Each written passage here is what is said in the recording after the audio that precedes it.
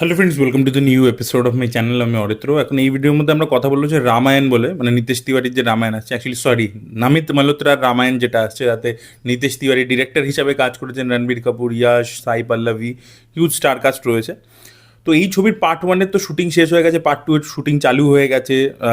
রণবীর কাপুরের love and war যেহেতু delay হচ্ছিল, সেই জন্য সে পার্ট টু এর শুটিং শুরু করে দিয়েছে। এই ধরনের আপডেটস এসছে এবং পার্ট ওয়ানের এডিটিংও কমপ্লিট হয়ে গেছে।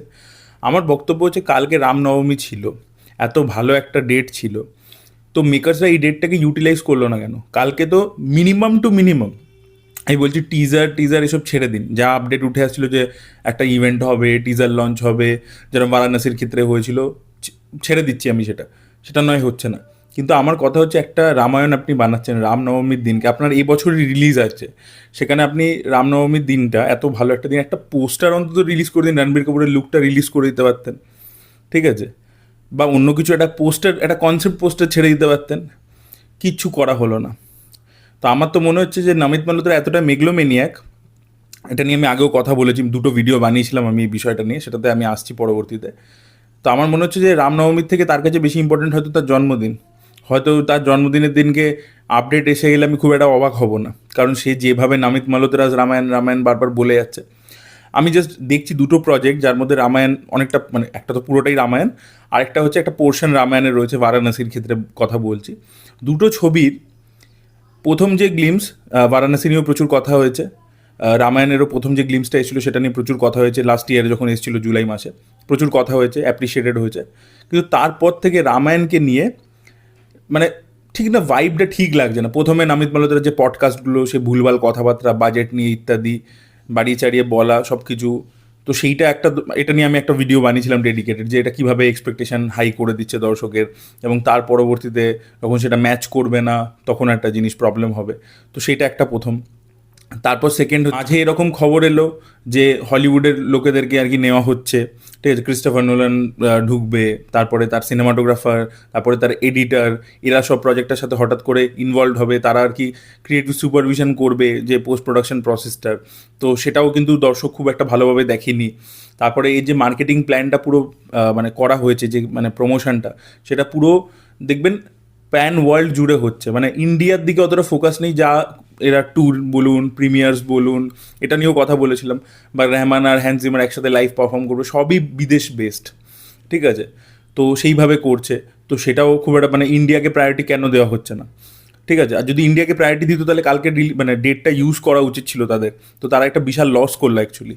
তো মানে যে কোনো, মানে সিনেমার বিজনেস পয়েন্ট অফ ভিউ থেকেও কালকে রামনবমীর দিনকে একটা পোস্টার এলে, সেটা নিয়ে যত কথা হতো, যত বাস তৈরি হতো ছবিটা, সেটা করাই হলো না। তো খালি ইন্টারন্যাশনাল মার্কেটের দিকেই মাথায় রাখা হচ্ছে, সেটার দিকেই, সেটাকে মাথায় রেখে প্রচার করা হচ্ছে। এবং যদি আমি বলা হচ্ছে যুদ্ধের কারণে আর কি পিছিয়ে দেওয়া হয়েছে, এবার আমার বক্তব্য হচ্ছে যে ভাই, যুদ্ধ ধরুন ইউএসএ তো করছে ইরানের সাথে, তো ইউএসএ তো প্রজেক্ট হেলমেরি রিলিজ করে তো চলছে, সেখানে তো লোকে দেখছে, ছবিটা ভালোই চলছে। তো ইউএসের মধ্যে ইটসেলফ লোকে যদি সিনেমা দেখতে পারে, তাতে কী প্রবলেম আছে? ইউএসের বক্স অফিসে ধুরন্ধরও খুব ভালো চলছে, নর্থ আমেরিকান বক্স অফিসে। তো ম্যাটার করছে না, যারা সিনেমা দেখার তারা দেখছে, তারা সেটা নিয়ে কথা বলছে। মিডল ইস্টে যুদ্ধ চলছে, সেটা খুবই খারাপ জিনিস, সেটা হওয়া উচিত নয়। বাট ইউএসএতে, ইউরোপে, অস্ট্রেলিয়াতে, সব জায়গায় কিন্তু এই যে মানে ইভেন ইন্ডিয়ান সিনেমার যে অ্যাকসেপ্টেন্স যেখানে যেখানে আছে, সেখানে প্রত্যেকটা জায়গাতে কিন্তু ধুরন্ধর ভালো পারফর্ম করছে। তার মানে তো লোকে হলে গিয়ে ছবিটা দেখছে। তো তার মানে তো লোকে, যদি আপনি একটা রামায়ণের কিছু মানে গ্লিমস বা পোস্টার বা কিছু নিয়ে আসেন, সেটা নিয়ে অবশ্যই কথা হবে সেটা নিয়ে। তো এটা কেন, এই যে ওয়ারের যুক্তিটাও যদি ধরে নিই, সেটাও আর কি খুব একটা মানে ধোপে টিকছে না ব্যাপারটা। কালকে যখন কোনো আপডেট এলো না, তখন আমি জাস্ট ভাবছিলাম আর কি, যে রামায়ণের মানে রামনবমীর দিনটা এত ভালো একটা দিন ছিল, সেটাকে মিস করে গেল তারা, তারা কী করছে, কেন করছে? তো আমি না তখন আরও একটা জিনিস ভেবে দেখলাম, যে এক তো দেখুন, যেটা বললাম যে নামিত মালহোত্রা ভুলভাল বকছে, সেটা নিয়ে একটা ভুল এক্সপেকটেশন সেট হচ্ছে। তারপর নিতেশ তিওয়ারি এত স্কেলওয়ালা সিনেমা কোনোদিনও বানায়নি, সে কতটা ভালো সেটা পুল অফ করবে। রাইটার যে শ্রীধর রাঘবন, সে এই জনরার কখনো কিছু লেখেনি, তো সেটা নিয়ে একটা ইয়ে আছে। তারপরে এই যে ফরেন টেকনিশিয়ান হঠাৎ করে ইনভলভ করা পোস্ট প্রোডাকশনে, তাদের নামে বিক্রি করবে বলে, এই ধরনের জিনিসপত্র, তো এগুলো সব কিছু নিয়ে একটা ডাউট ছিল। কালকে আমি আরেকটু ভাবছিলাম, তো আমার একটা জিনিস মাথায় এলো, যে এই ছবিটার তো যা বাজেট, যা বলছে নামিত মালহোত্রা দাবি করছে, এবার ইন্ডিয়ার মধ্যে এই যে পুরো প্যান ইন্ডিয়াতে ছবিটা, রামায়ণের তো এমনই কন্টেন্ট যেটা অ্যাকচুয়ালি প্যান অ্যাক্রস ইন্ডিয়া চলা উচিত। মানে যখন রামানন্দ সাগর বানিয়েছিল, তখন টেলিভিশনে পুরো ইন্ডিয়াতে সবাই দেখতো। এবার কথা হচ্ছে, এই সিনেমাটা কি সবাইকে কেটার করতে পারবে? তো এখন আপনি যদি দেখেন নর্থ ইন্ডিয়াতে লোকে রামকে হিরো হিসেবে দেখতে চায়, প্রভু শ্রীরামকে রাবণকে ভিলেন হিসেবে দেখতে চায়।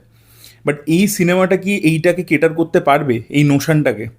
তার কারণ হচ্ছে আপনি একটা জিনিস ভেবে দেখুন, রকিং স্টার ইয়াশ সে অ্যান্টাগনিস্ট প্লে করছে, সে রাবণের চরিত্র প্লে করছে, এবার তার ক্যারেক্টারটাকে আপনি স্ট্রেট আউট ভিলেন দেখাতে পারবেন না, তাকে আপনাকে গ্রে দেখাতে হবে। আর অ্যাকচুয়ালি তো রাবণের চরিত্রে যে নুয়ান্সেসগুলো আছে তো সেগুলো তার মানে রেখেছে, ঠিক আছে। আর আপনি যদি সাউথ ইন্ডিয়াতে দেখেন ইটসেলফ, ওখানকার যে অডিয়েন্স আছে আর ওখানকার যে দ্রাবিডিয়ান পলিটিক্স ইত্যাদি সব কিছু যদি মানে কনসিডার করে দেখেন, সেখানে কিন্তু মানে ওরা কিন্তু দেখবেন অ্যান্টাগনিস্ট, যাদেরকে সচরাচর আমরা নর্থ ইন্ডিয়াতে অ্যান্টাগনিস্ট হিসেবে ধরি, ওরা কিন্তু তাদেরকে মানে প্রোটাগনিস্ট হিসেবে দেখে। নাহলে মণিরত্নম রাবণে তো রাবণকে হিরো হিসাবে রেখে ছবি করছে। বা ইভেন আপনারা দেখবেন ওদের ন্যারেটিভে দেখবেন নর্থ ইন্ডিয়াতে যে ন্যারেটিভটা চলে যে অর্জুন ভালো, কর্ণ খারাপ ছিল, কর্ণ অনেক খারাপ কাজ করেছে। বাট সাউথ ইন্ডিয়ান কোনো ডিরেক্টর যখন ইন্টারপ্রেট করে, মণিরত্নম যখন করছে থালাপতি, সেখানে কর্ণ হিরো। বা রিসেন্টলি আপনারা কালকি যদি দেখে থাকেন, কালকিতেও কিন্তু কর্ণ হিরো। বা অশ্বত্থমা যাকে ভিলেন হিসেবে দেখিয়ে এসছে চিরকাল, সে হিরো, সে পজিটিভ সাইডে, তার একটা রিডেমশন আর্ক হচ্ছে। তো এইটা চিরকাল কিন্তু সাউথ ইন্ডিয়াতে রাবণকে প্রমোট করা ইত্যাদি এগুলো রয়েছে, ইভেন রাবণের পুজোও হয় সেখানে। তো সেখানে তো সেখানে ইয়াশ যে একজন সাউথ ইন্ডিয়ান বড় স্টার, তো সে তো রাবণকে নেগেটিভ লাইটে দেখাতে দেবে না, তো তারও তো কিছু রিকোয়ারমেন্ট থাকবে। তো এবার সাউথ ইন্ডিয়ান মাসেসদেরকে আপনি যদি কেটার করতে চান, আপনাকে রাবণকে পজিটিভ লাইটে দেখাতে হবে বা একটা নুয়ান্স এরিয়া দেখাতে হবে, গ্রে এরিয়া দেখাতে হবে। এবার সেটা যদি আপনি সাউথ ইন্ডিয়ান অডিয়েন্সকে কেটার করবার জন্য করেন, তাহলে নর্থের লোকেরা খেপে যাবে, কারণ তারা রাবণকে স্ট্রেট আউট ভিলেন দেখে দেখে অভ্যস্ত, ঠিক আছে, এবং তাদেরকে সেই ন্যারেটিভটাই ফিড করা হয়েছে। এবার সব কিছু মিলিয়ে এবং এখন নর্থ ইন্ডিয়াতে যা পলিটিক্যাল হাওয়া, সব কিছু মিলিয়ে সেখানে এটা নিয়ে কন্ট্রোভার্সি হবে না তো পরবর্তীকালে, যে রাবণকে এইভাবে কেন দেখানো হচ্ছে, রাবণের অ্যাকশনসগুলোকে জাস্টিফাই করা হচ্ছে, তাকে হিউম্যানাইজ করা হচ্ছে। আপনারা যেটা দেখতে পান আর কি, ন্যারেটিভ চলে যে কেন ভিলেনদেরকে হিউম্যানাইজ করা হলো, এরকম তো একটা ন্যারেটিভ চলে, তো রাবণ খারাপ ছিল তাকে খারাপ দেখাচ্ছে না কেন? আর সাউথ ইন্ডিয়াতে পুরো খারাপ দেখালে তাহলে সেখানকার লোকেরা আবার কন্ট্রোভার্সি করবে, তারা দেখতে যাবে না। তো অ্যাকচুয়ালি দুটো জায়গার, নর্থ আর সাউথ ইন্ডিয়া, যেহেতু একটা ডিফারেন্স আছে, ল্যাঙ্গুয়েজের ডিফারেন্স আছে, কালচারের ডিফারেন্স আছে, তো সেই জন্য কিন্তু মানে যে জিনিসটা সবাইকার ভালো লাগবে এরম একটা ন্যারেটিভ তৈরি করা, সেটা কিন্তু খুব ডিফিকাল্ট। মানে লোকে যে কোনো সময় আর এখন যতটা লোকে আর কি মানে ভোলাটাইল হয়ে গেছে, তারা যে কোনো সময় অফেন্স খেয়ে যেতে পারে, যে ভাই এটা কেন দেখালো, এটা এরকম করে কেন দেখালো। আপনারা দেখতেই পাচ্ছেন সেটা। ইভেন এই যে ধুরন্ধরকে নিয়েও যে একটা পুরো দুটো দলে ভাগ হয়ে গেছে, যারা ধরুন লেফট তারা বলছে ছবিটা পুরো প্রোপাগান্ডা, তারা একদম আর্টটাকে ক্রাফটটাকে অ্যাপ্রিসিয়েটই করতে পারছে না। আর যারা রাইট তারা এটার থেকে আর কি হিস্ট্রি শিখছে, ঠিক আছে, তারা আবার বলছে সব সত্যি দেখিয়েছে, তারা ফিকশন দেখতে পাচ্ছে না, তারা সব ফ্যাক্ট দেখতে পাচ্ছে, ঠিক আছে। তো এরকমই আর কি দুজনেরই প্রবলেম আছে, দুদিকেরই। তো সবাই অফেন্স খেয়ে যাচ্ছে।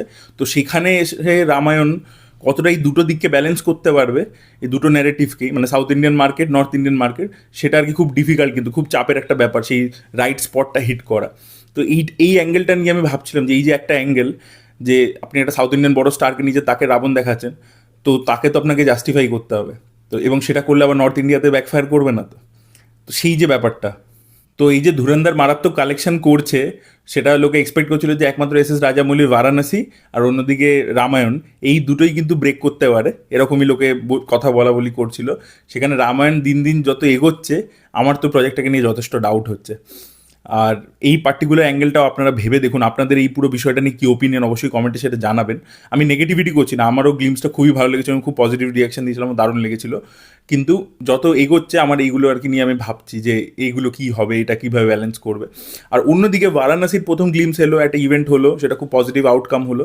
তারপর থেকে দেখুন ওরা কিন্তু প্রচার করছে কি সুন্দরভাবে, ওদের যে ইন্টারভিউগুলো রাজামৌলি নিজে দিচ্ছে বা মহেশবাবু বা প্রিয়াঙ্কা চোপড়া, সেই ইন্টারভিউ থেকে কিন্তু সিনেমার ব্যাপারে, মেকিংয়ের ব্যাপারে ইনফরমেশন উঠে আসছে, সেগুলো নিয়ে দর্শক এক্সাইটেড হচ্ছে, ঠিক আছে।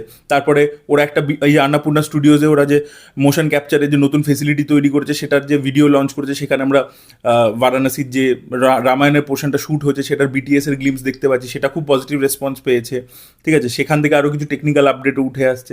তো এই যা যা খবর উঠে আসছে না, সেগুলো প্রজেক্টটাকে নিয়ে অ্যান্টিসিপেশন তৈরি করছে। কোনো খবর বা কোনো ইন্টারভিউতে কোনো স্টারকাস্ট বা কোনো ক্রু মেম্বার এমন কিছু বলছে না যেটাতে ছবিটাকে নিয়ে না মানে একটা নেগেটিভিটি তৈরি হবে, বা লোকে আর কি মানে ভাবছে যে ভাই একটা ডাউট তৈরি হবে তাদের মনে যে আদৌ ছবিটা ভালো বেরোবে না খারাপ বেরোবে, এই ব্যাপারটা আসছে না। ওটা দেখুন একটা ইভেন্ট করেছে, আপডেট আসতে দেরি হয়েছে, মহেশবাবুর জন্মদিনে আপডেট আনতে পারিনি, ওটা জানিয়ে দিয়েছিল, যখন এনেছে বড় করে ইভেন্ট করেছে, জানিয়েছে, সেটা ভালো রেসপন্স পেয়েছে।